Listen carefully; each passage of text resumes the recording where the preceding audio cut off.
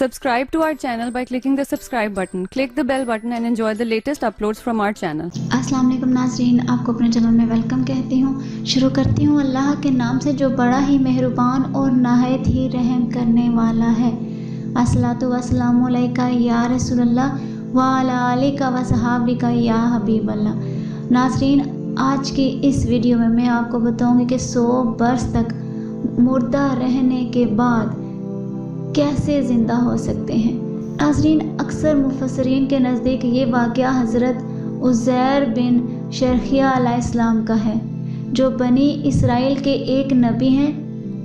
वाक़े की तफसील ये है कि जब बनी इसराइल की बदअमालियाँ बहुत ज़्यादा बढ़ गईं, उन पर खुदा की तरफ से ये अज़ाब आया कि बख्त नसर बाबली एक काफिर बादशाह ने बहुत बड़ी फ़ौज के साथ बैतुल मुक़द्दस पर हमला कर दिया और शहर के 1 लाख बाशिंदों को कत्ल कर दिया और 1 लाख को मुल्क शाम में इधर उधर बखेर कर आबाद कर दिया और 1 लाख को गिरफ्तार करके लोंडी गुलाम बना लिया। हज़रत उज़ैर अलैहिस्सलाम भी इन्हीं कैदियों में से थे। इसके बाद इस काफिर बादशाह ने पूरे शहर बैतुल मुक़द्दस को तोड़ फोड़ कर मस्मार कर दिया और बिल्कुल वीरान बना डाला।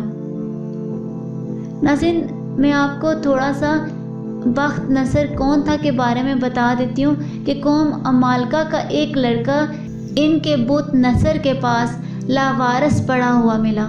चूँकि इसके बाप का नाम किसी को नहीं मालूम था, इसलिए लोगों ने इसका नाम बख्त नसर यानी नसर का बेटा रख दिया।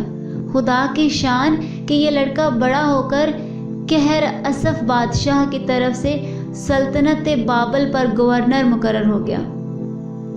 फिर ये खुद दुनिया का बहुत बड़ा बादशाह हो गया। कुछ दिनों के बाद हज़रत उज़ैर अलैहिस्सलाम जब किसी तरह बख्त नसर की कैद से रिहा हुए तो एक गधे पर सवार होकर अपने शहर बैतुल मुक़द्दस में दाखिल हुए। अपने शहर की वीरानी और बर्बादी देखकर उनका दिल भर आया और रो पड़े। चारों तरफ चक्कर लगाया मगर इन्हें किसी इंसान की शक्ल नज़र नहीं आई। हाँ, ये देखा कि वहाँ के दरख्तों पर खूब ज़्यादा फल आए हैं जो पक कर तैयार हो चुके हैं, मगर कोई इन फलों को तोड़ने वाला नहीं है। ये मंजर देखकर नहायत ही हसरत और अफसोस के साथ बेख्तियार आपकी ज़ुबान मुबारक से ये जुमला निकल पड़ा, अन्ना युहयी हाज़िल्लाहु बादा मोतिहा, यानी इस शहर की ऐसी बर्बादी और वीरानी के बाद भला किस तरह अल्लाह फिर इसको आबाद करेगा। फिर आपने कुछ फलों को तोड़कर नावल फरमाया और अंगूरों को निचोड़कर इनका शीरा नोश फरमाया।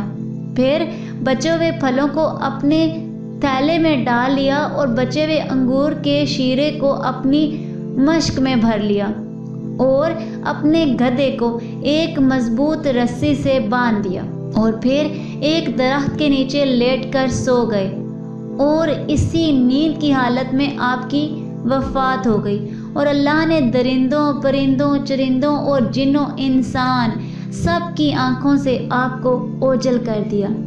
कोई आपको ना देख सका।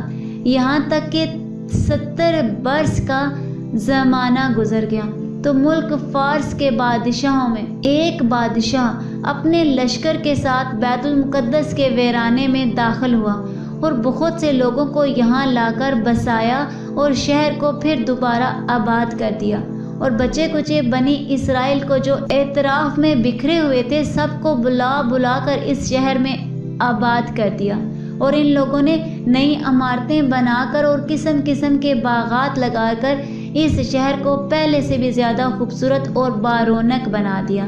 जब हज़रत उज़ैर अलैहिस्सलाम को पूरे 100 बरस वफ़ात की हालत में हो गए तो अल्लाह ने आपको ज़िंदा फरमाया तो आपने देखा कि आपका गधा मर चुका है और उसकी हड्डियां गल सड़कर इधर उधर बिखरी पड़ी हैं, मगर थैले में रखे हुए फल और मश्क में रखा हुआ अंगूर का शीरा बिल्कुल ख़राब नहीं हुआ। ना फलों में कोई तगैर, ना शीरे में कोई बू, बदमज़गी पैदा हुई है और आपने ये भी देखा कि अब भी आपके सर और दाढ़ी के बाल काले हैं और आपकी उम्र वही 40 बरस है। आप हैरान होकर सोच विचार में पड़े हुए थे कि आप पर वही उतरी और अल्लाह ने आपसे दरियाफ्त फरमाया कि ए उज़ैर, आप कितने दिनों तक यहाँ रहे? तो आपने ख्याल करके कहा कि मैं सुबह के वक्त सोया था और अब असर का वक्त हो गया है। ये जवाब दिया कि मैं दिन भर से कुछ कम सोता रहा। तो अल्लाह ने फरमाया कि नहीं है उज़ैर, तुम पूरे 100 बरस यहाँ ठहरे रहे। अब तुम हमारी कुदरत का नज़ारा करने के लिए ज़रा अपने गधे को तो देखो। इसकी हड्डियाँ गल सड़कर बिखर चुकी हैं और अपने खाने पीने की चीज़ों पर नज़र डालो कि इनमें कोई खराबी और बिगाड़ पैदा नहीं हुआ।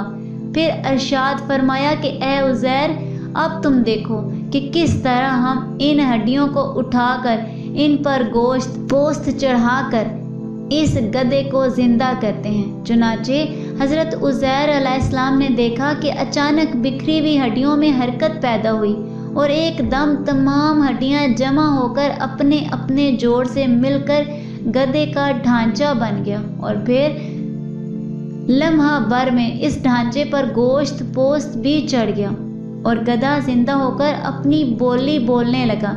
ये देखकर हज़रत उज़ैर अलैहिस्सलाम ने बुलंद आवाज़ से कहा, आलमु अन्नल्लाह अला कुल्ली शैइन कदीर, यानी मैं खूब जानता हूँ कि अल्लाह सब कुछ कर सकता है। अल्लाह सब कुछ कर सकता है। सिपारा नंबर 3 सूरह अल बकरा की आयत नंबर 259 है। उसके बाद हज़रत उज़ैर अलैहिस्सलाम शहर का दौरा फरमाते हुए इस जगह पहुंच गए जहां 100 बरस पहले आपका मकान था।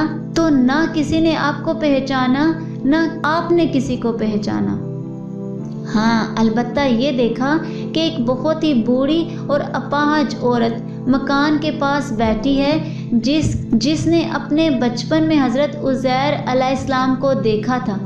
आपने उससे पूछा, क्या यही उज़ैर का मकान है? तो उसने जवाब दिया कि जी हाँ। फिर बुढ़िया ने कहा कि उज़ैर का क्या जिक्र है, उनको तो 100 बरस हो गए, वो बिल्कुल ही लापता हो चुके हैं। ये कहकर बुढ़िया रोने लगी। तो आपने फरमाया कि है बुढ़िया, मैं ही उज़ैर हूँ। तो बुढ़िया ने कहा कि सुबहान अल्लाह, आप कैसे उज़ैर हो सकते हैं? आपने फरमाया कि है बुढ़िया, मुझको अल्लाह ने 100 बरस मुर्दा रखा, फिर मुझको ज़िंदा फरमा दिया और मैं अपने घर आ गया हूँ। तो बुढ़िया ने कहा कि हज़रत उज़ैर अलैहिस्सलाम तो ऐसे बाकमाल थे कि उनकी हर दुआ मकबूल होती थी। अगर आप वाकई हज़रत उज़ैर अलैहिस्सलाम हैं तो मेरे लिए दुआ कर दीजिए कि मेरी आँखों में रोशनी आ जाए और मेरा फालज अच्छा हो जाए। हज़रत उज़ैर अलैहिस्सलाम ने दुआ कर दी तो बुढ़िया की आंखें ठीक हो गईं और उसका फालज भी अच्छा हो गया। फिर उसने गौर से आपको देखा तो पहचान लिया और बोल उठी कि मैं शहादत देती हूँ कि आप यकीनन हज़रत उज़ैर अलैहिस्सलाम ही हैं। फिर वो बुढ़िया आपको लेकर बनी इसराइल के महल्ले में गई। इत्तेफाक से वो सब लोग एक मजलिस में जमा थे और इसी मजलिस में आपका लड़का भी मौजूद था जो 118 बरस का हो चुका था और आपके चंद पोते भी थे जो सब बूढ़े हो चुके थे। बुढ़िया ने मजलिस में शहादत दी और ऐलान किया कि है लोगों, बिलाशुबा ये हज़रत उज़ैर अलैहिस्सलाम ही हैं। मगर किसी ने बुढ़िया की बात को सही नहीं माना। इतने में इनके लड़के ने कहा कि मेरे बाप के दोनों कंधों के दरमियान एक काले रंग का मसा था जो चांद की शक्ल का था। चुनाचे आपने अपना कुर्ता उतार कर दिखाया तो वो मसा मौजूद था। फिर लोगों ने कहा कि हज़रत उज़ैर को तो तौरात ज़ुबानी याद थी, अगर आप उज़ैर हैं तो ज़ुबानी तौरात पढ़कर सुनाइए। आपने बग़ैर किसी झिझक के फ़ौरन पूरी तौरात पढ़कर सुना दी।